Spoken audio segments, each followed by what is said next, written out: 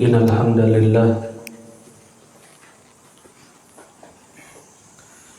nahmaduhu wa nasta'inuhu wa nastaghfiruh wa na'udzu billahi min shururi anfusina wa min sayyiati a'malina may yahdihillahu fala mudhillalah wa may yudlil fala hadiyalah. Asyhadu an la ilaha illallah wahdahu la syarikalah wa asyhadu anna Muhammadan abduhu wa rasuluh. Qala Allah ta'ala fi kitabihil karim ya ayyuhalladzina amanu taqullaha haqqa tuqatih wa la tamutunna illa wa antum muslimun. Ya ayyuhan nasu taqu rabbakumul ladzi khalaqakum min nafsin wahidah wa khalaqa minha zawjaha wa batha minhuma rijalan katsiran wa nisaa'a wattaqullaha alladzi tasaaluna bihi wal arham innallaha kana 'alaikum raqiba. Ya ayyuhalladzina amanu taqullaha wa qulu qawlan sadida yuslih lakum a'malakum wa yaghfir lakum dhunubakum wa may yuti'illaha wa rasulahu faqad faza fawzan 'azima. Amma ba'd, fa inna asdaqal hadits kitabullah wa khairal hadi hadi Muhammadin sallallahu alaihi wa ala alihi wasallam wa syarrul umuri muhdatsatuha fa inna kulla muhdatsatin bid'ah wa kulla bid'atin dhalalah wa kulla dhalalatin finnar.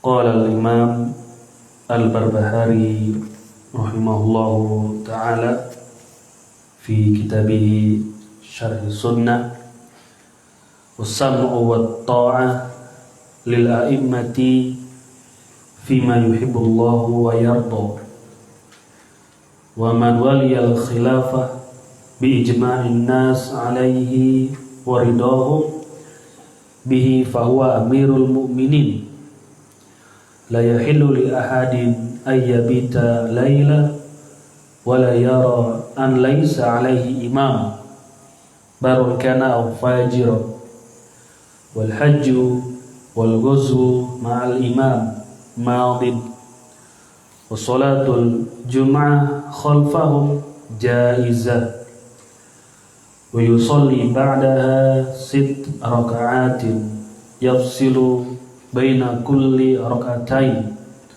Hakadha qala Ahmad ibn Hanbal. Kata Imam Al-Barbahari, mendengar dan mentaati bagi imam atau penguasa kaum muslimin terhadap hal-hal yang dicintai dan diridhai Allah, yakni perintahnya. Wa man waliyal khilafah bi ijma'in nas 'alaihi wa ridahum bihi fahuwa amirul mu'minin. Dan siapa yang diberikan tampuk kekuasaan berdasarkan kesepakatan manusia dan keridhaan mereka, maka ia adalah amirul mu'minin. Tidak dibenarkan bagi seseorang berada di satu malam dan ia berpendapat tidak ada imam yang memimpinnya, baik pemimpin itu soleh atau pemimpin itu jahat. Wal hajju wal ghuslu ma'al imam madin.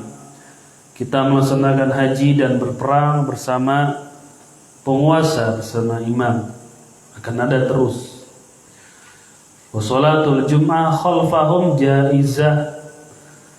Dan kita melaksanakan sholat Jumat di belakang mereka Setelahnya, setelah sholat Jumat, kita sholat sunnah 6 rakaat, dipisah 2 rakaat salam, 2 rakaat salam. Begitulah yang diriwayatkan dari Al-Imam Ahmad bin Hanbal.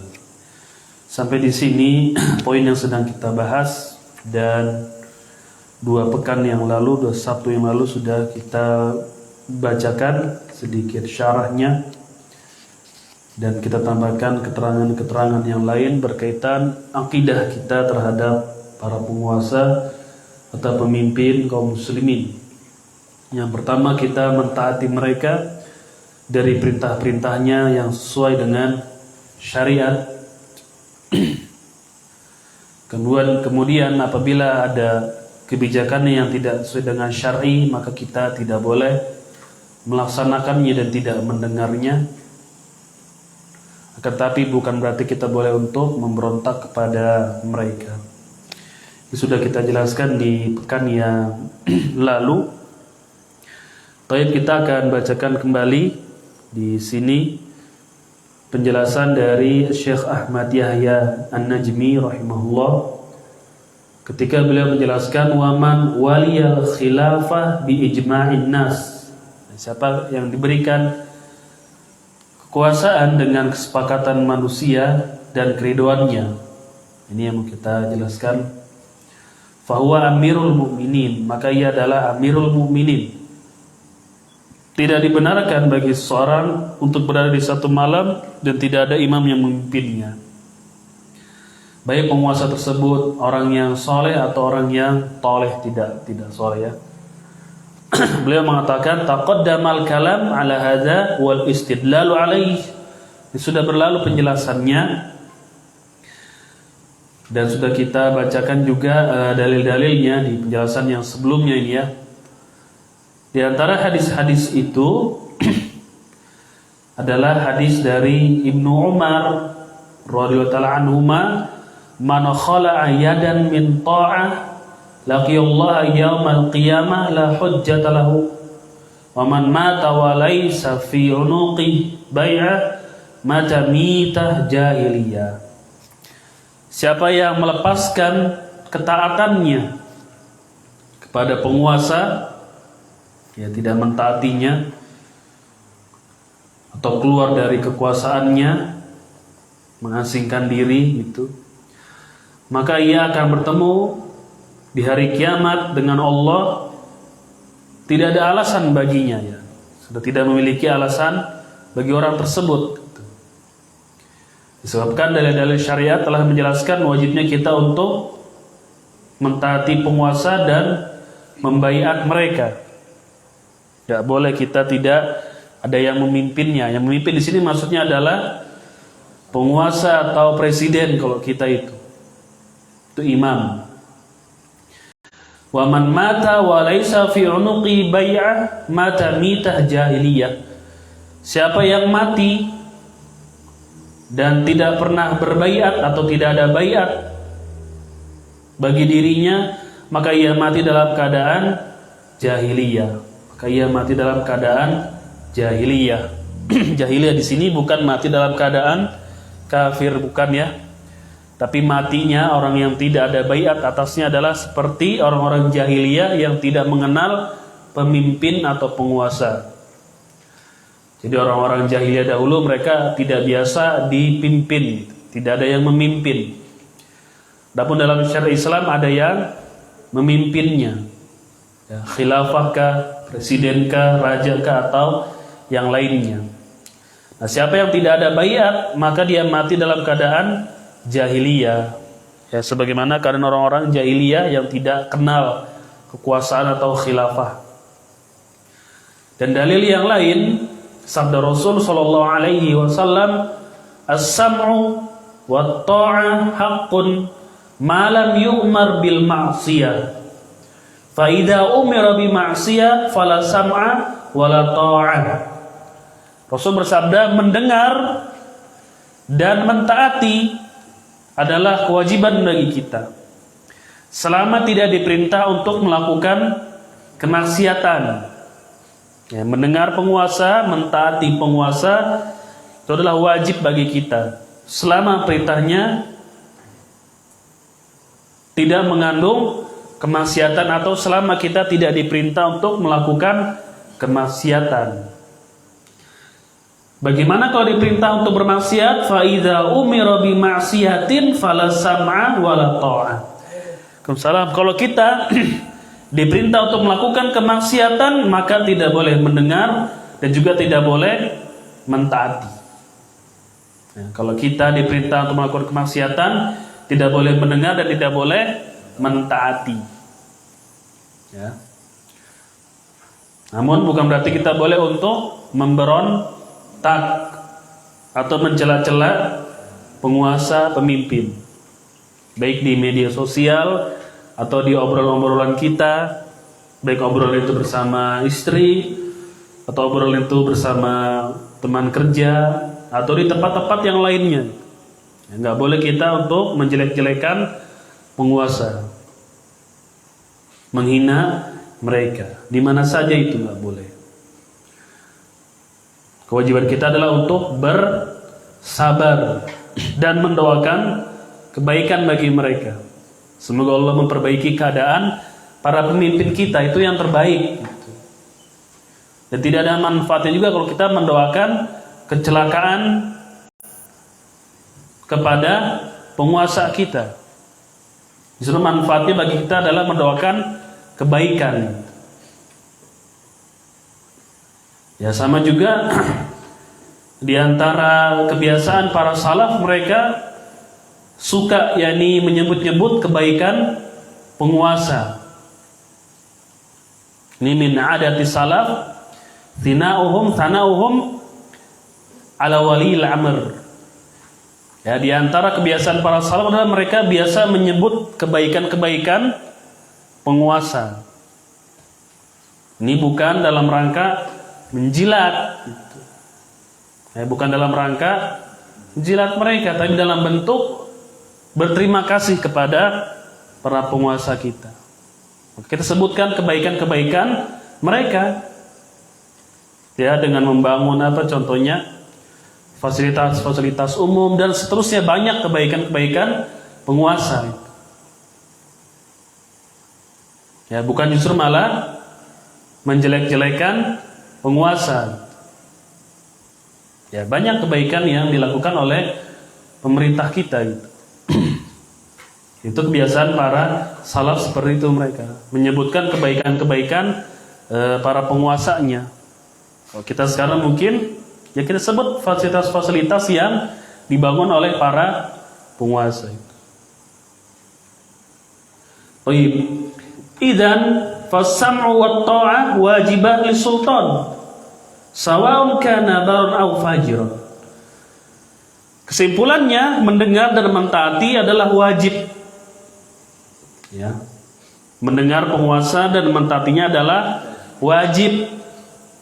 Sama saja pemimpin itu baik atau pemimpin itu buruk. Sama saja pemimpin itu adil atau pemimpin itu zalim. Sama saja pemimpin itu memperhatikan rakyatnya atau menelantarkan rakyatnya, sama aja. Wajib kita untuk mendengar dan mentaatinya selama perintahnya tidak mengandung unsur kemaksiatan. Ini wajib bagi setiap muslim. Gak pilih-pilih penguasa ini, baik penguasanya adil atau penguasanya zalim. Ya, baik penguasanya adil atau penguasanya zalim kepada rakyatnya, sama aja bagi kita. Akidah kita wajib untuk mendengar dan mentaatinya, nggak dibeda-bedakan. Ya, contohnya ya kita hanya mentaati penguasa yang baik saja kepada rakyatnya. Kita hanya mau mendengar bagi penguasa yang adil kepada rakyatnya. Tapi kalau tidak adil, masa bodoh itu. Terserah. Kita tidak mau mendengar dan mentaatinya. Ini bukan akidah kita. Ya, akidah kita adalah mendengar dan mentaati bagaimanapun keadaan dari penguasanya, terserah pokoknya udah. Nah, sekarang kemaksiatan yang dilakukan oleh penguasa, yang menanggungnya siapa? Dia sendiri yang tanggung. Kewajiban kita sebagai rakyat taat kepada dia. Kemudian mendengar mereka, serta bersabar terhadap gangguan yang datang dari para penguasa itu. Walaupun harta kita dirampas, walaupun jasad kita dipukul gitu, tetap kita untuk bersabar pada mereka. Jadi bukan hanya yang baik, tapi yang tidak baik. Mendoakan penguasa yang baik mudah nggak bagi kita? Berterima kasih kepada penguasa yang baik mudah nggak bagi kita? Mudah. Tapi yang sulit bagaimana? Mendoakan penguasa yang zalim kepada kita. Sulit. Mendoakan penguasa yang zalim kepada kita, yang tidak peduli kepada rakyatnya, selalu menindas rakyatnya, itu yang sulit, yang seperti itu. Tapi syariat tetap, mau bagaimanapun penguasanya, tetap kita bersabar, taat dan dengar. Mau bagaimanapun modelnya, kecuali penguasa ini melakukan kekufuran yang nyata, yang jelas, bukan menerka-nerka lagi. Ketika melakukan kekufuran yang jelas, betul-betul kita lihat gitu, kita tahu perbuatan itu dinilai sebagai kekufuran, bukan yang diperselisihkan, baru kita tidak boleh untuk mentaatinya, nggak boleh kita untuk mendengarnya, dan bahkan dibolehkan untuk memberontak dengan berbagai macam syaratnya. Lain kalau dia penguasanya melakukan kekufuran yang memang dinilai jelas oleh syariat itu adalah kekufuran. Itu jelas, itu betul. Bukan katanya jelas depan mata udah. Ya, disaksikan oleh seluruh manusia gitu, melakukan kekufuran yang nyata. Ini baru kita boleh untuk memberontak kepadanya, namun dengan syarat-syarat yang sudah dijelaskan oleh para ulama kita gitu. Dan ini pernah kita bahas di kajian di Masjid At-Taqwa itu. Kita bacakan fatwa-fatwa dari para ulama ketika kita melihat kekufuran yang nyata, yang jelas-jelas dilakukan oleh penguasa. Jelas itu ya, bukan lagi katanya-katanya, tapi jelas. Boleh dengan syarat. Di atas syaratnya apa? Ada yang masih ingat nggak? Harus ditimbang antara maslahat dan mafsadatnya. Ketika memberontak akan terjadi maslahat atau mafsadat yang lebih besar justru gitu. Kalau terjadi mafsadat yang lebih besar, maka kita bersabar. Kemudian yang kedua, lihat kesanggupan masyarakat, kemampuan kita untuk memberontak penguasa yang seperti ini. Bisa nggak nih rakyat melawan penguasa? Mungkin nggak pisau dapur melawan sniper penguasa? Mungkin atau tidak itu? Nggak mungkin. Mungkinkah panah wire untuk melawan helikopter mereka? Mungkin atau tidak? Sudah tahan, mundur. Kemudian ada tidak yang menggantikannya setelah dilengsarkan? Ada nggak yang mau menggantikannya? Ada yang sanggup atau tidak?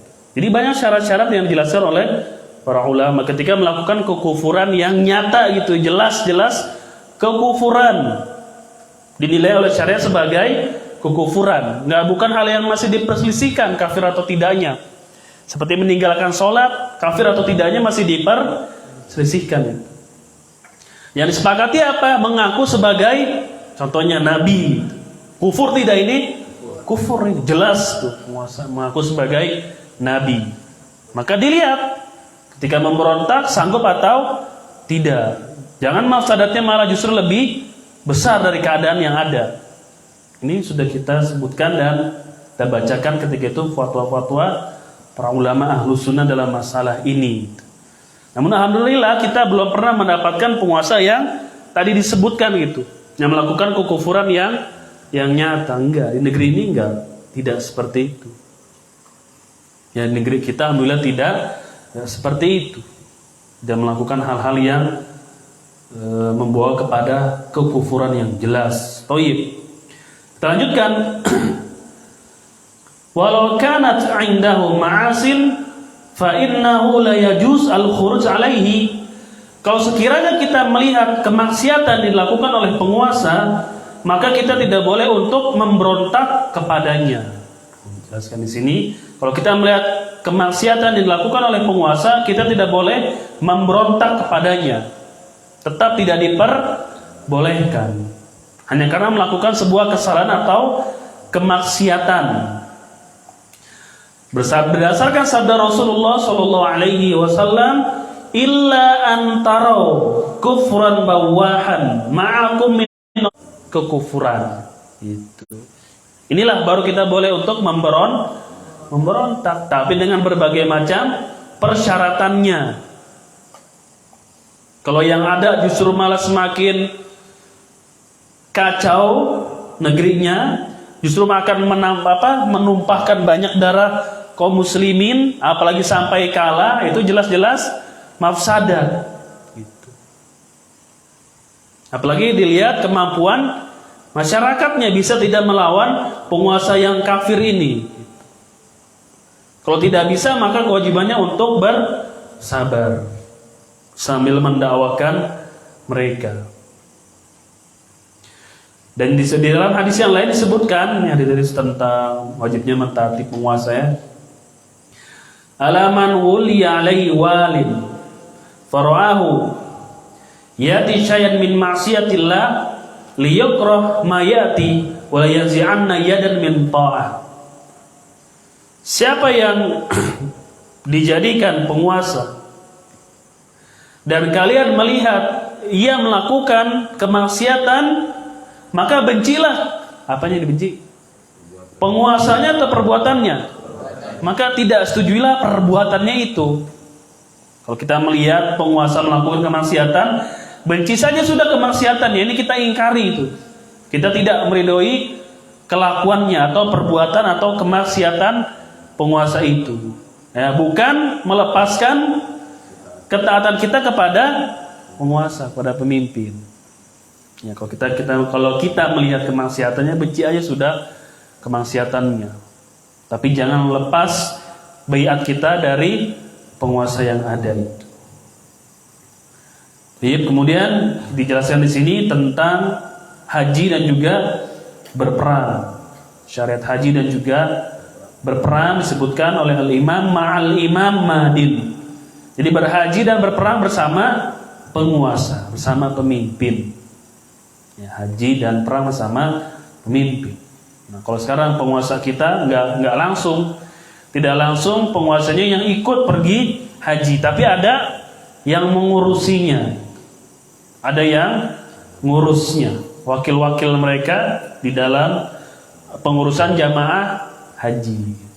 Tidak langsung pemimpinnya ikut setiap tahun dengan rombongan yang mana, enggak, tapi ada apanya nih? Ada utus-utusannya mereka. Perwakilannya dari departemen agamanya. Ini bersama penguasa. Wal ghazwu juga ma'al imam. Berperang juga berjihad bersama imam, bersama penguasa ya. Ini bukan imam masjid ya. Atau bukan Pak Imam, tapi imam sini maksudnya adalah pemimpin gitu, penguasa besar, presiden, berperang itu. Ini sudah kita sebutkan beberapa pekan yang lalu ya, bahwasanya berjihad bersama penguasa, bersama pemimpin. Mereka lah yang menyerukan kapan masyarakat untuk berangkat perang. Itulah jihad yang syar'i seperti itu. Jadi tidak bisa inisiatif masing-masing individu ya, atau kelompok atau jamaah pengajian gitu, bersama ustadznya berangkat untuk perang, enggak.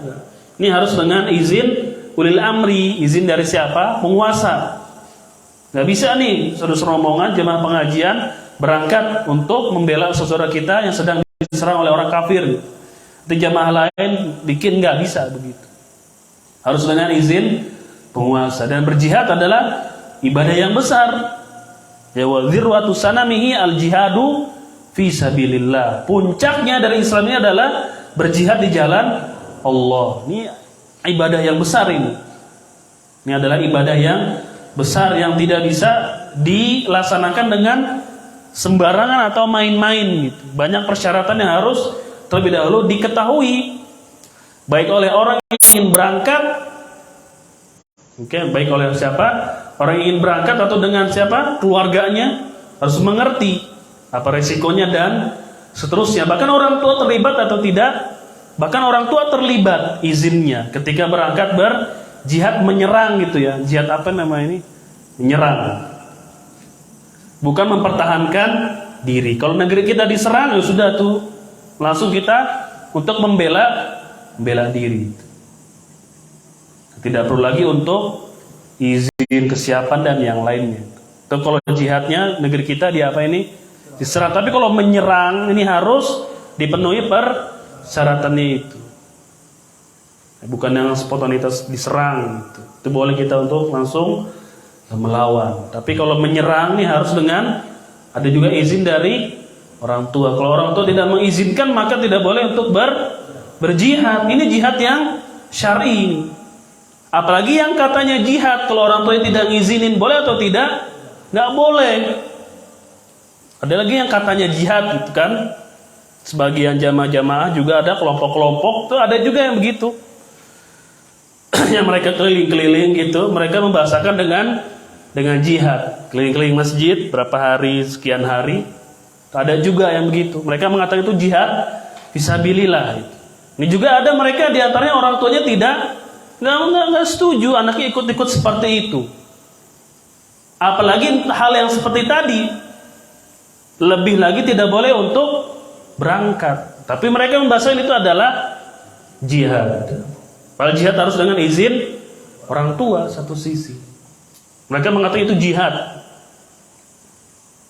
Kemudian di antara kelompok ini, satu ini, kalau kita lihat ada kakek-kakeknya di situ. Ada kakek-kakeknya nggak? Ada nggak jamaah di situ yang kakek-kakek? Ada. Kalau jihad kakek-kakek boleh nggak ikut? Hah? Nggak boleh kakek-kakek ikut. Orang tua ini tidak boleh untuk berangkat jihad. Kemudian anak-anak ada nggak? Jamaah mereka itu yang sedang kita bahas itu ada nggak yang jamaah anak-anak gitu, anak-anak sekolah ada nggak? Ada. Kalau jihad syar'i boleh nggak anak-anak? Nggak boleh. Belum cukup umur, belum boleh untuk berangkat berjihad. Tapi kelompok itu tadi enggak tuh. Ada juga jamaah yang kakek-kakeknya juga ada. Tapi menamakan tuh gerakannya jihad juga, jihad fi sabilillah. Ini kalau jihad yang syar'i nggak ada kakek-kakek gitu. Nggak boleh, udah tua, udah sepuh. Bahkan di antara mereka itu yang keluar seperti itu sudah bawa kain kafan kakek-kakeknya. Dan ini betul ngomong langsung kepada saya langsung, dia sudah siap, dia sudah bawa kain kafan. Emang udah tua banget, udah sepuh banget. Ikut-ikut bawa-bawa apa, dulu kan masih kompor apa gitu kan. Sudah kakek-kakek, sudah tua, sudah dipapah, sudah bawa kain kafan. Nah kalau jihad boleh nggak yang beginian? Ikut? Nggak boleh kalau kalian memang menganggap itu adalah jihad fisabilillah. Kemudian anak-anak kecil, jamaah-jamaah apa ini, siswa-siswa itu ada juga anak sekolah. Jihad kok anak sekolah diajak? Boleh atau tidak? Nggak boleh. Lagi sebagai mereka tidak diizinkan oleh siapa nih? Oleh orang tuanya, nangis orang tuanya. Menangis-nangis anaknya ikut gerakan-gerakan seperti itu. Nggak diizinin, nggak boleh. Dia lari aja gitu sudah. Ridho Allah lebih tinggi. Padahal ridho Allah di bawah ridhonya siapa? Orang tua itu. Itu yang katanya jihad. Apalagi yang katanya jihad tapi orang tuanya tidak mengizinkan. Kalau jihad syar'i saja orang tua nggak ngizinin diperbolehkan berangkat atau tidak? Nggak boleh berangkat. Ada kisah sahabat yang mau ikut jihad, tanya emaknya di rumahnya, nangis-nangis, suruh pulang. Irji, pulang. Buatlah ibumu tersenyum sebagaimana kau telah membuat ibumu menangis. Pulang. Jihad sama mamamu sana, pulang. Buat dia tersenyum kembali sebagaimana kamu telah membuat dia menangis. Suruh pulang. Punya orang tua, punya jihad bersama orang tua kamu sama-sama, pulang. Nabi suruh dia untuk pulang karena orang tuanya tidak mengizinkan. Apalagi yang jihad abal-abal gitu ya. Lebih lagi untuk tidak berangkat. Sampai sebagian ulama itu ya nutut ilmu syar'i, nggak nutut ilmu syar'i.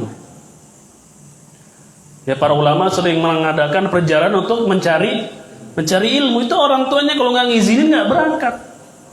Orang tuanya nggak ngizinin nggak berangkat. Siapa diantaranya? Al-Imam Az-Zahabi, itu ahli hadis besar. Maknya nggak ngizinin untuk dia keluar belajar. jauh gitu ya, nggak ngizinin, nggak berangkat tuh dia, jalan. Di kali itu dia tidak bisa ikut berangkat. Tapi bukan berarti dia berhenti dari nuntut ilmu nih yang dijadikan alasan. Orang tuanya tidak mengizinkan, dia nggak berangkat. Saking mulianya kedudukan orang tua begitu. Makanya kalau orang tuanya setuju kita belajar, itu diantara tips kalian untuk mendapatkan ilmu itu. Ridho aja orang tua kita belajar, luar biasa itu.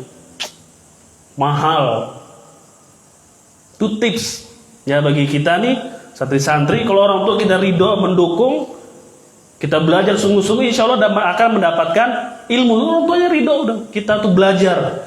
Justru mungkin mereka kecewa kalau kita itu nggak belajar. Justru kalau kita pulang, justru mereka tidak ridho. Itu yang bahaya lagi. Kamu sudah saya belain siang malam, ayah dan ibu mencari nafkah buat kamu belajar, kamu malah pulang lagi. Bahaya nggak itu? Bahaya lagi begitu. Makanya ketika orang tua kita ridho, kita belajar tuh poin besar buat antum sekalian itu. Poin orang tua kita di rumah ridho, dia mendoakan kita mendapatkan ilmu. Kurang kita, sisa kita di pesantren itu belajar atau tidak. Karena sebagian ulama itu off dulu, vakum dari mengadakan perjalanan jauh ketika mamanya atau bapaknya ini melarang. Banyak kan kisah-kisah para ulama itu untuk ilmu tuh syar'i. Tahan orang tua nggak boleh, dia berhenti. Nanti ketika itu ibunya meninggal sudah, baru Imam Dhahabi bebas sudah, mau kemana-mana bebas. Bebas bukan main ke kawasan nongkrong-nongkrong, tapi bebas untuk apa? Mencari ilmu di negeri yang jauh lagi. Bebas sudah. Mamanya sudah apa nih? Sudah meninggal. Bebas dia mencari ilmu. Jadilah dia seorang ulama besar gitu. Itu orang tua ngelarang, nggak boleh, jangan. Tahan dulu. Maka ketika kita belajar diridhoi orang tua, itu adalah poin besar buat kita sekalian ini. Ya, kalau dia nggak ridho bagaimana? Diwujuk. Kalau dia nggak ridho, dibujuk. Ini ilmu wajib, syar'i dan lain-lain. Tapi nggak boleh berangkat dari rumah. Ada cara lain atau tidak? Cari majelis-majelis yang terdekat di situ. Nggak bisa saya ke Jakarta, jauh. Orang tua saya punya warung, punya apa, nggak bisa saya berangkat agak jauh. Cari ilmu di mana? Di tempat-tempat yang dekat dengan sekitar kita. Datang aja kajian-kajian yang dekat dari rumah itu. Sambil dibujuk, nanti orang tuanya mengizinkan, berangkat sudah. Itu kebiasaan siapa? Para ulama terdahulu begitu. Mungkin nggak ada urusan kalau sudah ibu bapaknya nyuruh, udah sami'na wa ta'na. Selama perintahnya adalah kebaikan, ketaatan. Sampai ada ulama besar lagi ngajar begini, ibunya manggil pulang udah. Ibunya manggil, jamaahnya banyak. Kayak ini biasa-biasa aja dan siapa saya. Jamaahnya banyak besar, mamanya manggil ibunya, dimanggil, suruh ngasih makan ayam doang.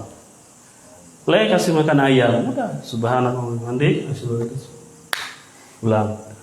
Ngasih makan ayam, ibunya yang nyuruh. Gitu. Kalau sebagian kita penuntut ilmu sekarang mungkin gimana tuh? Malu lah. Tapi orang-orang banyak kok teriak. Emang emaknya agak-agak goncang gitu, agak nggak beres. Nggak beres maksudnya akalnya itu ya terganggu gitu. Tergangguan ibunya tuh. Kurang sehat gitu. Jadi datang di majelis besar anaknya ini, suruh ngasih makan ayam loh. Bayang nggak? Saat kamu jadi ustadz besar gitu ya, lagi kajian, mamamu di masjid datang, peras. Kenapa kasih makan kucing di rumah? Subhanakallah bihamdi. Ya, spesifik jamaah saya mau ngasih makan kucing. Itu ulama dulu. Kalau anak sekarang, siapa ini ya? Astagfirullah. Minimal anak-anak kurang ajar dia ada rasa apa? Ada rasa malu. Gitu. Kalau orang lama udah tutup, selesai ngasih makan ayam, udah kasih makan ayam, nih kajian bagaimana tuh? Libur sudah. Demi keridoan ibunya, walaupun ibunya otaknya nggak beres itu. Nggak beres, orang lagi ngajar anaknya tiba-tiba rame, langsung dia bilang aja kasih makan itu ayam belum dikasih makan, berhenti tapi majelis taklim itu akan selesai. Ya, orang tua nih hati-hati ya kepada kita nih anak-anak nih yang masih punya orang tua, baik-baik, hati-hati. Saya yang sudah punya anak, tapi saya masih sebagai anak orang tua juga gitu. Hati-hati gitu ya, jangan sampai sembarangan lah. Apalagi yang berkaitan dengan hal-hal agama seperti ini. Gitu. Selagi mereka masih ada, masih hidup ya kita berbakti sesuai kemampuan kita lah. Para santri ini yang masih anak-anak berbakti kepada mereka. Bagaimana cara berbakti di pesantren ini pada mereka? Jangan sampai mengkhianati orang tuanya yang lagi di rumah sana. Apa bentuk mengkhianati kita di pesantren kepada orang tua bagaimana? Gak belajar, apa lagi? Malas, pondok. Nakal, kabur. Orang tua masih doain. Kemudian apalagi doakan ketika kita di pesantren, doakan hari-hari itu. Zuhur, asar, maghrib, isya, subuh, doain mereka tuh. Ketika kita sujud doain, semoga urusan mereka dilancarkan. Dan nanti ketika libur, bagaimana santri di rumah? Bagaimana kepada orang tuanya? Bantuin mereka. Udah. Jangan ongkang-ongkang kaki. Tahu nggak ongkang-ongkang kaki? Ongkang-ongkang kaki apa yang bahasa kalian ya? Cuma santai-santai mah. Smakul. Allah Akbar. Kalau saya tembak punya anak begitu beneran. Saya tembak langsung. Tembak langsung. Pakai pistol airnya air rica. Ada nih anak-anak yang sembarangan begitu. Orang tuanya suruh nyediain apa? Makanan, semuanya. Macam-macam.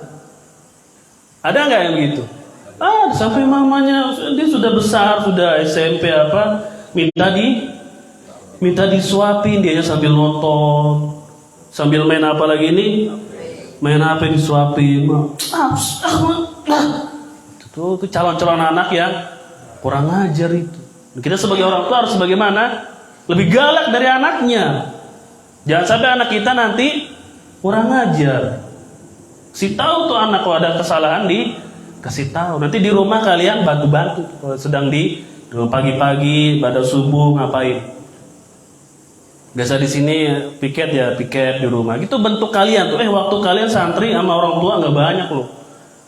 Kalau pulang itu betul-betul kesempatan emas. Ustaz tahu karena Ustaz juga santri sama sampai sekarang di sini malah jauh. Kesempatan kalian tuh kalau lagi pulang sama orang tua itu, kita nih santri nggak banyak waktu kita. Kalau kita terus belajar, nggak banyak ketemu mereka itu. Sedikit. Seringnya di mana kalian?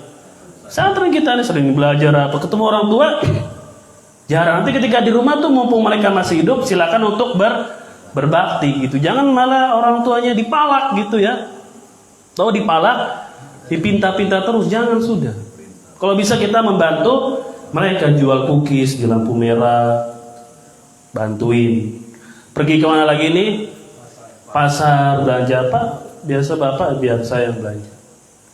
Tapi kalau kamu yang belanja kayaknya habis terus ya, di jalan saya lapar. Kurang ajar juga. Jadi begitu ya, izin juga orang tua ketika melakukan ibadah jihad. Wa sholatul Jumat khalfahum jaizah, kata Imam Al-Barbahari, salat Jumat berada di belakang mereka. Dan juga bantahan kepada kelompok-kelompok yang tidak atau mengkafirkan para penguasa. Mereka nggak mau tuh sholat di belakang siapa nih? Penguasa nggak mau tuh. Ada orang-orang yang memiliki pemahaman begitu, nggak mau karena penguasanya ini menurut mereka kafirun. Menurut mereka penguasa ini adalah kafir, nggak mau tuh sholat di belakang Pak Presiden, nggak mau nih. Bahkan dia tidak mengakui Pak Jokowi sebagai presiden, nggak mau sholat di belakangnya. Nah, akidah kita Ahlussunnah bermakmum bersama penguasa walaupun dia jahat atau dia baik, sama aja udah. Kita nggak lihat-lihat begitunya mau penguasa ini baik atau jahat, tetap kita boleh bermakmum bersama mereka itu, para penguasa ini. Dijelaskan yani annahu yajibu an yuqtada bil imam fil haji wal ghazwi fa yahuju tata imarati wa yazma'ahu wa yusalli wara'ahu al jumu'ah wala yajuzu lahu an yamtani'a min as-shalah ba'dahu ay wara'ahu bal yajibu alaihi al-mutaba'ah lahum wa samu wa ta'a lahum wal iktida'u bihim fil jum'ah wal idain. Maksudnya di sini dijelaskan oleh Syekh Ahmad Yahya An-Najmi rahimahullah, wajib bagi kita untuk mengikuti imam baik dalam haji atau berperang, ya, di bawah mereka. Fa yahujun tahta imarati, kita berhaji di bawah kekuasaannya, di bawah kepemimpinannya, di bawah kepemerintahannya. Wa yazumahu, dan juga kita berjihad bersama penguasa gitu. Enggak boleh sendiri. Wa yusolli warahu al-jumu'ah, dan kita sholat juga bersama mereka, baik sholat Jumat secara khusus di sini disebutkan atau sholat berjamaah. Sholat berjamaah juga kita boleh bersama penguasa gitu. Walaupun dia tidak adil atau pemimpin yang adil, sama aja udah.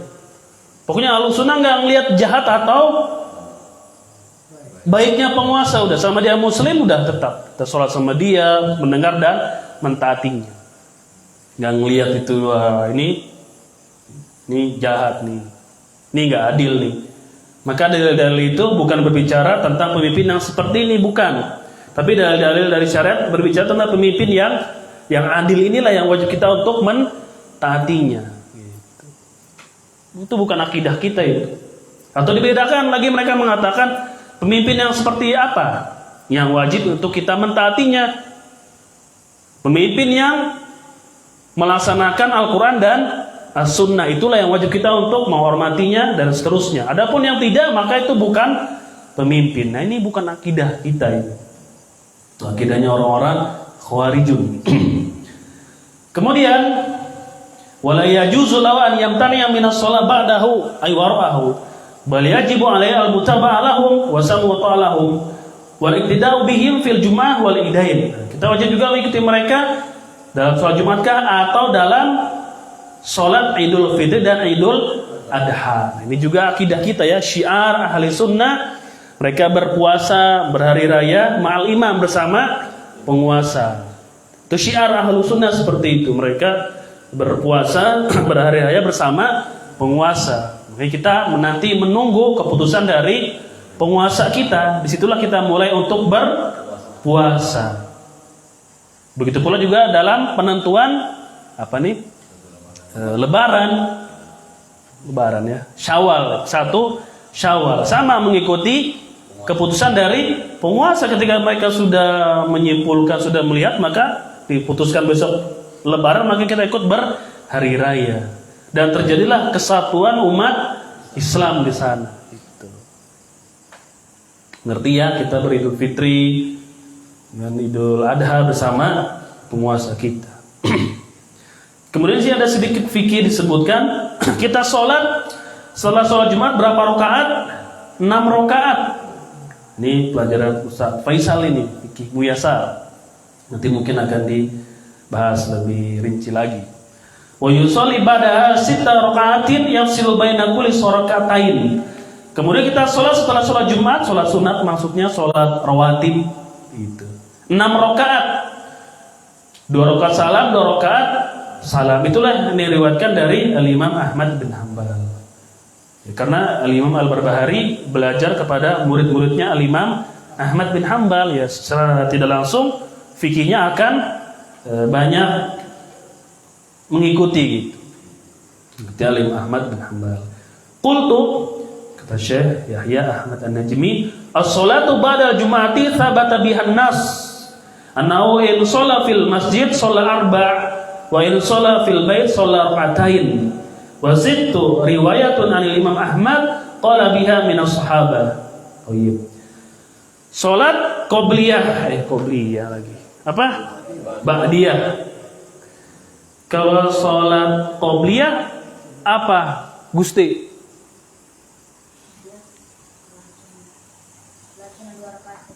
Sebelum salat wajib. Kalau ba'diyah apa? Pobela. Iya, ba'diyah. 2 rakaat. Pakai 2 rakaat atau 2 rakaatnya dihilangin aja? Jadi semua sholat setelah sholat wajib 2 rakaat semuanya. Sama dengan tadi qobliyah dibilang 2 rakaat ya. Apakah setiap qobliyah itu 2 rakaat?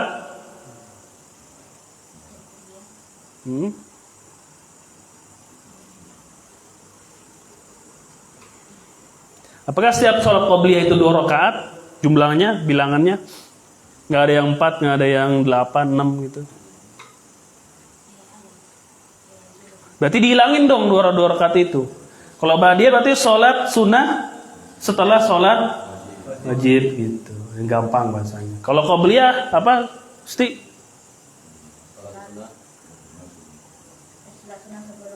maghrib sebelum apa? Nah, sholat sunnah sebelum sholat fardu. Oh iya. Di sini Jumat ya, ba'diyah Jumat.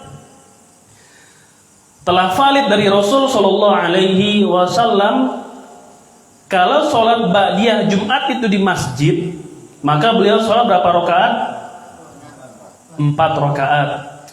Jadi kalau kita sholat sunnah ba'diyah Jumat, kalau kita di masjid sholat sunnahnya berapa rakaat?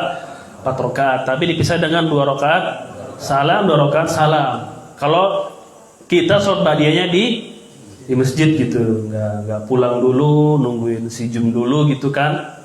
Ya kan santri, nungguin si jum. Maka sholat ba'diyah Jumatnya berapa? 4 rakaat. Tapi kalau di gurfa, di pesantren, pondok atau di rumah bapak, maka sholatnya berapa rakaat? 2 rakaat. Gitu. Kalau ada keperluan dia langsung aja nggak sholat ba'diyah, boleh atau tidak? Boleh, nggak apa-apa. Habis salam Jumatan langsung berdiri, langsung ngacir gitu, pergi. Gitu. Boleh atau tidak? Boleh, nggak apa-apa. Zikirnya kapan? Ininya kapan? Ya elah bray, lu kepo amat sih jadi orang. Terserah dia mau zikirnya kapan. Urusan lu aja udah zikir. Lu zikir apa enggak? Enggak. Apa guna lu di masjid kagak zikir juga? Udahlah, nggak usah kita zikirnya kapan. Nggak usah lah, nggak ada manfaatnya.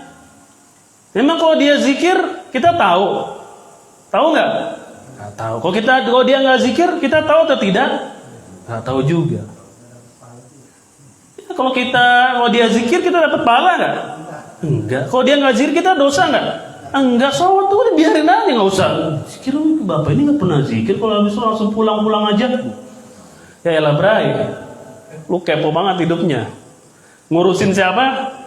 Ngurusin orang aja udahlah. Biar aja dia mau zikir mau tidak. Yang penting saya nih zikir atau tidak, itu aja udah. Kita nih zikir atau enggak, udah. Gak usah ribet-ribet lah. Jadi hati kita jadi gimana nih? Jadi tenang gitu, jadi bebas, lepas saja. Karena nggak ribet aja. Ya kan? Kecuali sendal kita diambil, baru kita siapa nih yang ngambil nih? CCTV mana nih? Mana? Lihat putar. Boleh itu baru. Pas putar dilihat, memang ke masjid nggak pakai sendal. Kalau ada keperluan apa ya boleh kita untuk bertanya. Tapi kalau nggak ada ya udah nggak usah. Jadi harus Jumat orang langsung berdiri aja. Boleh atau tidak? Boleh. Karena ini hukumnya adalah sunat mustahab. Hanya saja kehilangan keutamaan kalau ditinggalkan. Tapi dia tidak berdosa dan tidak aib gitu, tidak tercela juga di dalam syariat kita. Paham ya? Itu kalau di masjid 4, kalau di rumah 2 rakaat.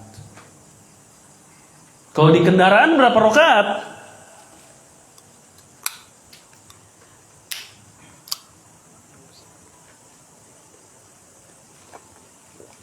Berapa rakaat? Sholat sunnah di kendaraan boleh gak? Boleh kan? Boleh. Di mobil, di motor, sholat sunnah boleh gak? Boleh, gak apa-apa. Namun afdolnya ketika ingin takbir menghadapkan dulu ke kiblat kalau bisa. Ya, tapi jangan dipaksain.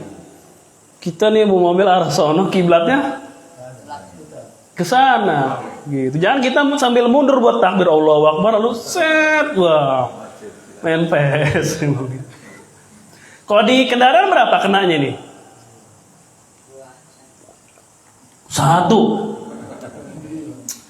Kamu mentang-mentang belum ditengok pikiran kemana-mana.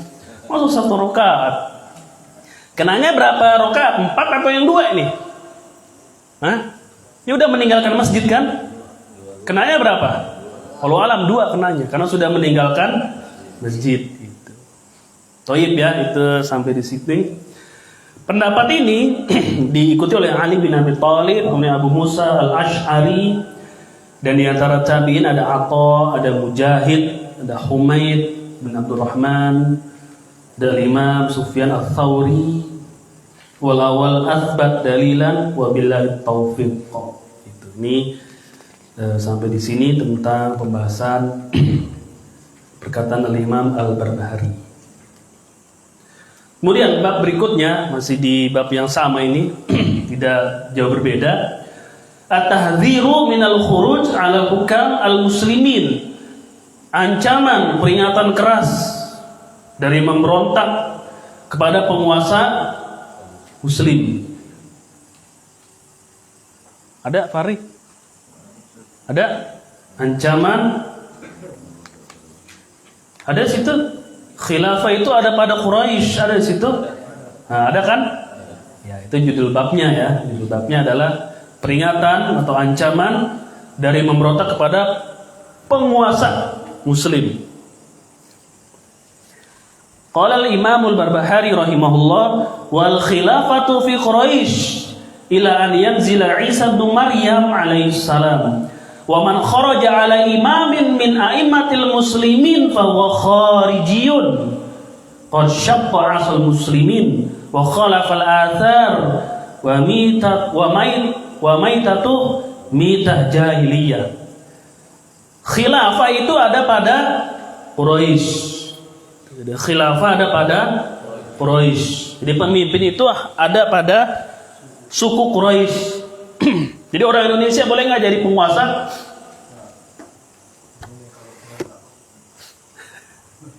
Saya sebutkan bahkan nih dalil nih. Penguasa itu ada pada Quraisy. Jadi khilafah itu hanya ada pada Quraisy. Gitu. Selain mereka boleh tidak? Jadi penguasa kita Quraisy bukan? Berarti nggak layak jadi penguasa dong itu. Jadi penguasa, jadi pemimpin. Gimana nih Pak jadinya? Nanti antum dibohongi sama Khawarij, gini gimana? ISIS datang, penguasa apa? Khilafah, pemimpin, Amirul Mukminin Quraisy. Pimpin kalian dari mana? Sukunya.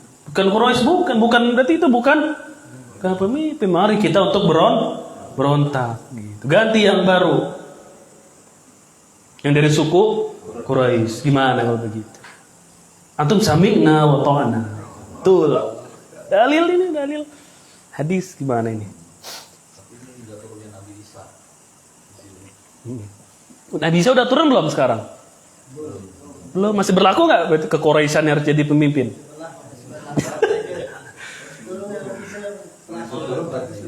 Udah ada Imam Mahdi apa itu udah. Bagaimana ini? Jadi jawabannya begini Pak, pemimpin itu ada yang afdol, tahu nggak?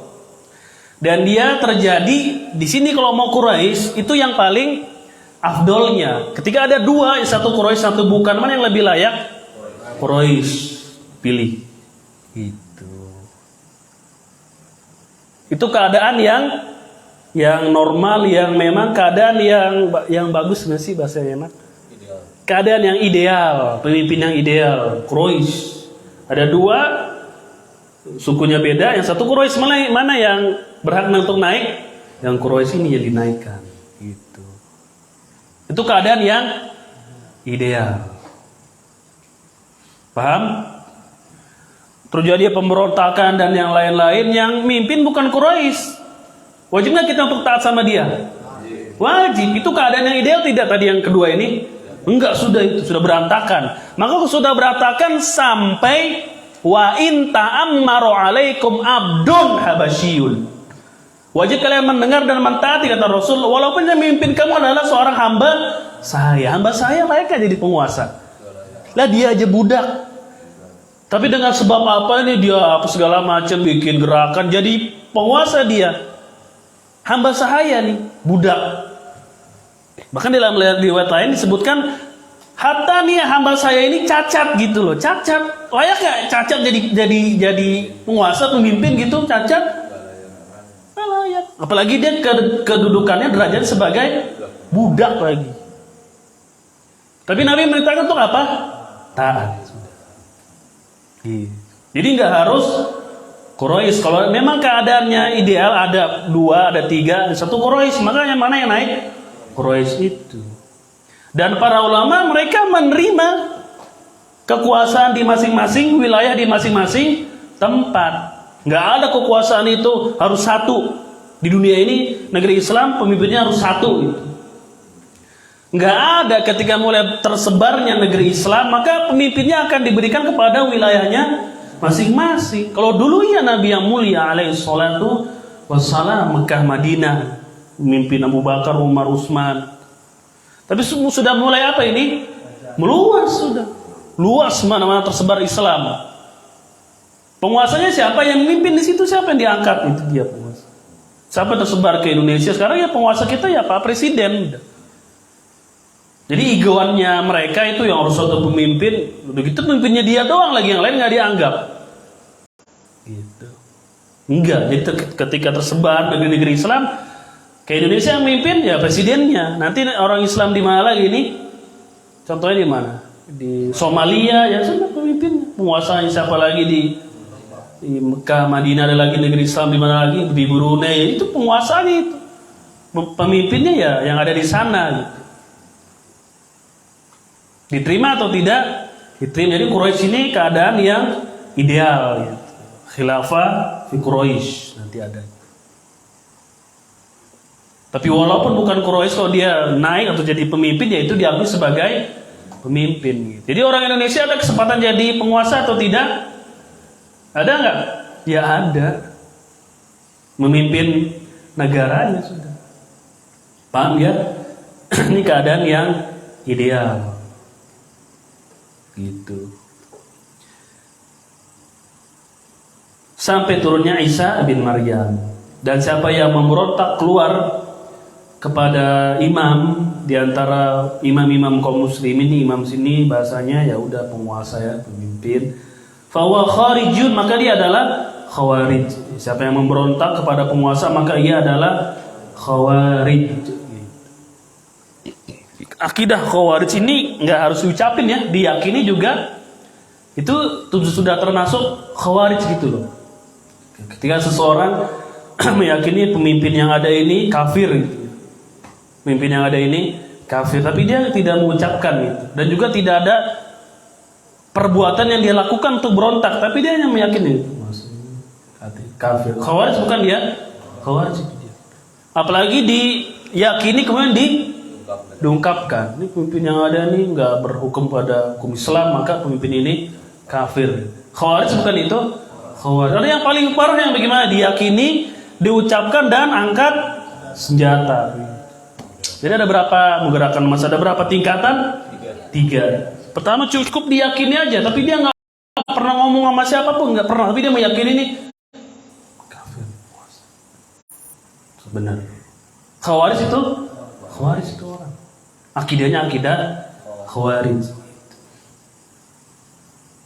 Ada lagi yang sampai diucapkan penguasa yang ada ini kafir. Benar, lihat sistemnya yang ada di negeri kita ini bukan sistem Islam, maka dia kafir, berhukum dengan hukum selain Allah, maka tidak diakui sebagai pemimpin atau penguasa. Makanya mereka berontak gitu. Suka ngebom juga sama, itu berangkat dari akidah-akidah khawarij mereka itu.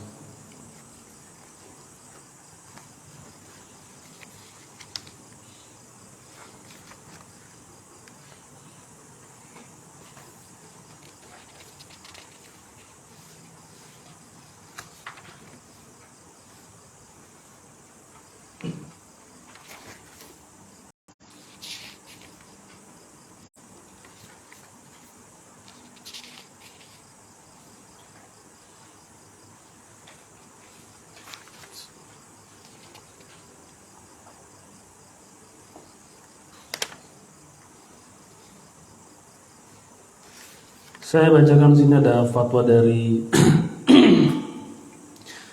Syekh Shalih Fauzan ya, ketika ditanya tentang Khawarij. Beliau pernah ditanya, ini fatwa-fatwa Syekh Shalih Fauzan ya tentang keadaan kaum muslimin. Pertanyaan begini, hal yujad fi hadzal zaman man yahmilu fikra khawarij? Adakah di zaman ini orang yang membawa pemikiran Khawarij? Adakah di zaman ini orang yang membawa pemikiran Khawarij gitu? Santri Khawarij nanti baca ya, gampang itu di sana. Al-jawab ya subhanallah wa hadzal mawjudul an, kata Syekh Shalih Fauzan, subhanallah maksudnya Allah ada di zaman ini. Alaysa wa filul khawarij? Bukankah yang banyak kita dengar itu merupakan kelakuan Khawarij? Wa huwa takfirul muslimin. Apa diantaranya? Mengkafirkan umat Islam. Ada nggak? Ada.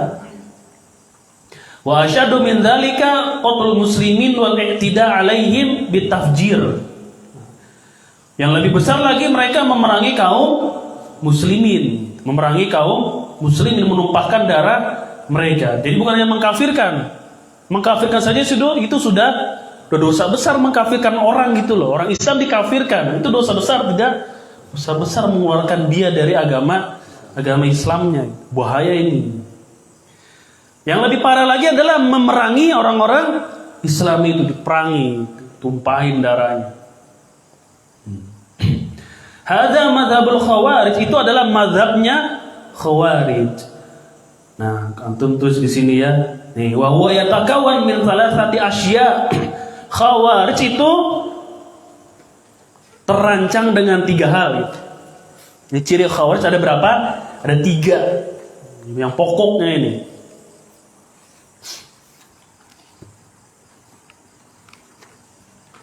Jadi Khawarij itu pokoknya ada berapa? Ada 3 hal.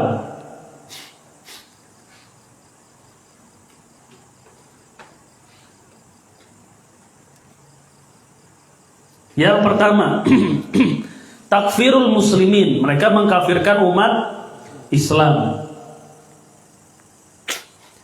Jadi Khawarij itu pokoknya usul dari mereka mengkafirkan umat Islam. Kalau udah dikafirkan, efeknya bahaya tidak? Bahaya. Darahnya halal, hartanya halal, wanita-wanitanya sebagai budak, tawanan. Halal. Makanya mereka ngebom apa juga ya.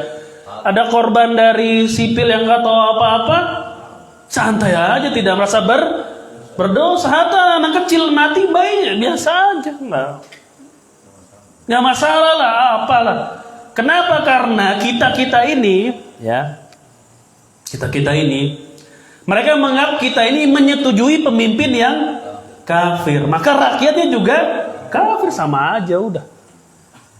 Makanya mereka ngebom di mana-mana itu, lagi sholat Jumat atau di kantor-kantor polisi ada sipil, tukang cabe, tukang beca, tukang bentor mati. Menurut mereka ya santai aja, siapa suruh kalian ridho kepada kepemimpinan orang kafir? Berarti kalian juga kafir karena kalian menyetujui orang kafir. Kafir tidak, menurut mereka kafir udah. Mereka mengkafirkan umat Islam. Efeknya bahaya, sangat bahaya sekali. Nggak ada harganya kita di dalam akidah mereka. Santai aja, nyolong di mart-mart atau serba ya, mereka ya harta orang kafir kok. Walaupun yang jualan pakai peci, nggak jual rokok, nggak jual bir, ya dia orang kafir udah. Kenapa? Karena menyetujui pemimpin yang kafir. Nyolong aja udah, nggak apa-apa itu, santai. Naik mikro packing nggak bayar ya udah, orang kafir. Santai aja udah. Belanja di Bang Rahman perabot nggak bayar, ambil aja udah. Kenapa? Kafir udah. Menurut mereka tuh mengkafirkan umat Islam tuh. Yang kedua, al-khuruj an ta'ati walil amr. Yang kedua, mereka memberontak kepada pemimpin yang ada. Memberontak kepada pemimpin yang ada.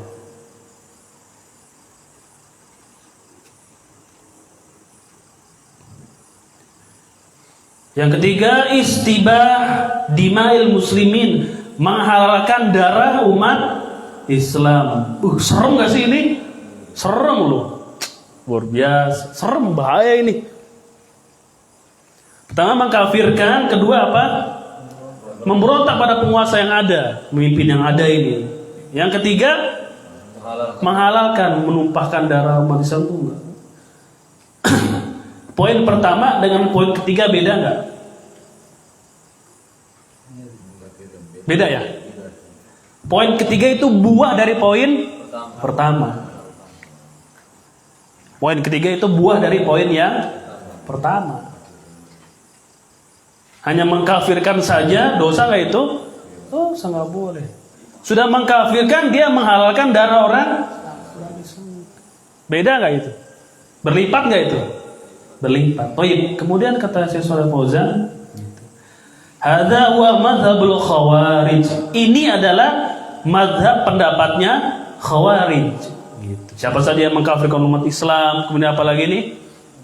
Memberontak pada penguasa yang ada, kemudian menghalalkan darah kaum muslimin. Itu mazhabnya khawarij. Hatta law i'taqada biqalbi wa ma takallama wa ma 'amila syai'an sara kharijiyan, kata Syekh Shalih Fauzan. Perhatikan, itu tadi mazhab khawarij, walaupun dia hanya meyakininya di mana? Di hatinya. Ma takallama, dia nggak ngomong, cuma meyakini. Dia nggak ngomong. Kemudian wa ma 'amila syai'an, dan dia nggak melakukan perbuatan, tidak turun ke jalan juga, nggak diomongin, cuma diam. Itu sudah masuk dalam keluarga besar siapa? Khawarij. Paham nih ya? Cukup diyakini aja. Masuk sebagai keluarga Khawarij. Dapat kakak nanti dari Khawarij itu. Kakak, anggota baru. Hanya meyakini aja. Tidak diomong, tidak diucapkan, dan juga tidak melaksanakan konsekuensinya, enggak gitu. Itu sudah masuk dalam the big family of Khawarij. Keluarga besar Khawarij. Bahaya enggak itu? Meyakininya bahaya loh. Lah kayak orang misalkan meyakini halalnya zina, kafir tidak itu? Orang meyakini akan halalnya zina itu halal, tapi dia nggak ngomong, tidak pernah menyuarakan itu gitu. Dan juga dia tidak berzina juga, enggak, cuma meyakini aja.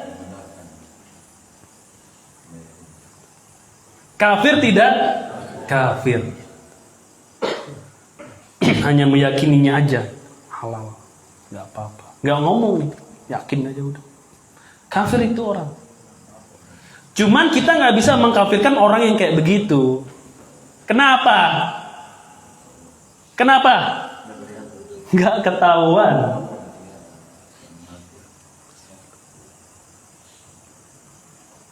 Nggak bisa mengkafirkan orang yang menghalalkan sesuatu yang haram, tapi dalam hatinya.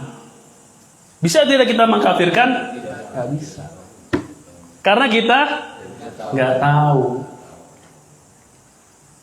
Ngerti nggak? Nggak tahu. Fadil ngomong apa? Kita tahu nggak ini? Nggak tahu. Cuma Fadil meyakini daging kambing itu halal. Iya nggak? Doain nggak lo kambing? Doain kambing? Doain kambing nggak? Aku diam aja jadi orang. Doain daging kambing nggak? Oh suka. Suka daging kambing. Awas Idul Adha disuruh pulang nih, jangan suruh makan. Kita nggak bisa mengkafir karena kenapa? Kita nggak tahu, udah nggak ngerti. Bisa jatuh hukum kafir kalau dia mengucapkannya. Ini baru bisa dipanggil ke persidangan, panggil ke majelis Mahkamah Agung Islam. Kenapa kamu menghalalkan ini? Ada sandarannya? Nggak ada, lalu apa? Hawa nafsu dijelaskan, nggak bisa. Ini dalam Islam haram. Di dalil-dalilnya dan seterusnya. Enggak, tetap halal. Apa alasan kamu untuk menghalalkan itu? Saya kasih waktu 3 hari. Datang lagi 3 hari ke majelis itu, dipanggil dia. Wajib lapor 3 hari, datang lagi. Gimana? Zina halal, haram? Halal. Apa alasannya? Sedangkan dalil, kamu mengerti ini ya dalil-dalil? Bacain segala macam hadis-hadis. Tetap dia mengatakan halal. Gimana hukumnya? Hah? Diapain tuh? Kafir tidak? Kafir sudah orang itu. Kafir. Keluar dari agama Islam. Karena menghalalkan hal yang Allah sudah haramkan. Ketahuan dia menghalalkan dari apa? Jadi dia ngomong tuh, dia nulis. Panggil. Kok gini sih tulisannya? Agak aneh. Paham ya? Jadi Khawarij itu baik diyakini, apalagi diucapkan, apalagi sampai berbuah kepada perbuatan. Bahkan cukup diyakini saja sudah menjadi Khawarij. Saya tutup dengan perkataan Syekhul Islam Ibnu Taimiyah tentang Khawarij. Oke? Di sini kita selesai aja ya, nggak usah ada tanya jawab.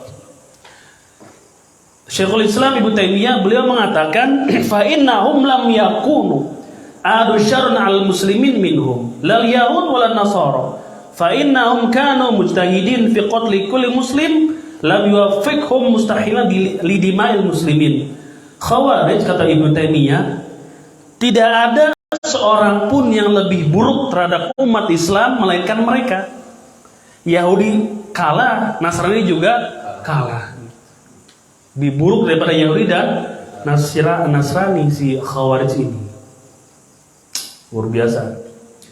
Fa innahum kanu mujtahidin fi qatli kulli muslimin lam yuwaffiqhum. Kenapa? Karena mereka ini Khawarij sangat bersungguh-sungguh sekali untuk membunuh seorang muslim yang tidak sesuai dengan pendapat mereka.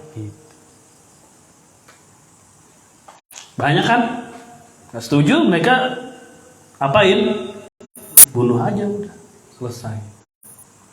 Mustahilina li dima'il muslimin, mereka menghalalkan darah umat Islam, wa amwalihim, dan juga harta mereka dihalalkan oleh Khawarij itu. Wa qatlu auladihim mukaffirin lahum, dan mereka juga membunuh anak-anak kaum muslimin disebabkan kafir kata mereka. Wa kana mutadayyina bidzalika li'azimi jahlihim wa bid'atihim al-mudillah. Disebabkan karena kebodohan mereka yang teramat sangat dan bid'ah mereka yang menyesatkan. Kemudian kata Al-Imam satu lagi Al-Ajuri dalam kitabnya Asy-Syariah. Al-Imam Al-Ajuri, ada bukunya itu tuh 2 jilid. Kata beliau ini, lam yakhtalifil ulama'u qadiman wa haditsan anal khawarij qaum su'in. Tidak berselisih para ulama bahwasanya Khawarij itu adalah kaum yang sangat buruk. Baik ulama yang terdahulu atau yang di zaman Al-Imam Al-Ajuri. Jadi kalau Syiah itu bahaya, Khawarij lebih berbahaya. Gitu, kalau ada dai-dai memperingatkan bahaya Syiah, maka Khawarij juga bahaya ini. Sama-sama bahaya tidak? Sama-sama bahaya. Jadi kekhawatiran jangan sampai mentok di Syiah aja. Khawarij juga berbahaya, Jahmiyah juga berbahaya, Mu'tazilah juga berbahaya. Semuanya firqah itu berbahaya, bukan cuma Syiah. Gitu. Apalagi dikait-kaitkan dengan politik atau pemilu. Wah, calon ini nih pengikutnya banyak orang Syiah. Khawarijnya nggak dihitung. Malah Khawarij juga kaum yang sangat berbahaya. Sepakat kata Al-Imam Al-Ajuri, para ulama yang dulu maupun yang sekarang. Asatu lillahi azza wa jalla, mereka orang yang bermaksiat kepada Allah dan juga kepada Rasulnya, walaupun mereka puasa, walaupun mereka sholat, walaupun mereka bersungguh-sungguh dalam beribadah. Falaisa dzalika binafi'in lahum, gak manfaat. Kata siapa? Al-Imam Al-Ajuri. Walaupun mereka berpuasa, sholat, ibadahnya kenceng, gak manfaat. Ini ciri Khawarij yang dulu ya. Rajin sholat, rajin berpuasa. Kalau Khawarij yang sekarang Allahu a'lam, nggak tahu rajin atau tidaknya. Wa in azharu al-amru bil ma'ruf wa nahyi 'anil munkar, walaupun mereka menampakkan amar ma'ruf nahi munkar, wah ini hukum Allah harus ditegakkan. Itu mereka menampakkan amar ma'ruf nahi mungkar. Hukum Allah harus ditegakkan. Al-Quran dan As-Sunnah, negeri Islam ini harus menampakkan amar ma'ruf nahi mungkar mereka. Jargonnya. Walaysa binafi'in lahum li'annahum qaumun yata'awwaluna al-Qur'an ala mayahuna wa yahmuna 'alal muslimin. Itu semua tidak bermanfaat bagi mereka. Karena mereka adalah sebuah kaum yang mentakwil ayat-ayat Al-Qur'an sesuai dengan hawa nafsu mereka. Gitu. Makanya Khawarij di zaman Ali bin Abi Thalib membawakan ayat innil hukmu illa lillah. Tidak ada hukum kecuali kepunyaan Allah. Apa kata Ali? Kalimatu haqqin urida biha batil. Kalimat yang kau bawakan hak, apa itu? Al-Quran. Tapi yang kau inginkan dari ayat itu adalah kebatilan. Mentakwil Quran. Khawarij mereka. Kalimat yang kau bawakan hak, benar adanya Quran. Wajib beriman gak seluruh kaum muslimin? Tapi yang kau inginkan dari ayat itu adalah kebatilan. Luar biasa nih fikihnya Ali bin Abi Thalib ketika itu. Panjang Pak, udah Pak. Tuh keburukan Khawarij. Barangkali sampai di sini ikhwannya, nanti pertanyaan disimpan aja dulu supaya rindu. Subhanaka Allahumma bihamdik asyhadu an la ilaha illa anta astaghfiruka wa atubu ilaik. Assalamualaikum warahmatullahi wabarakatuh. Belum Ramadan. Hah? Belum Ramadan. Oh iya.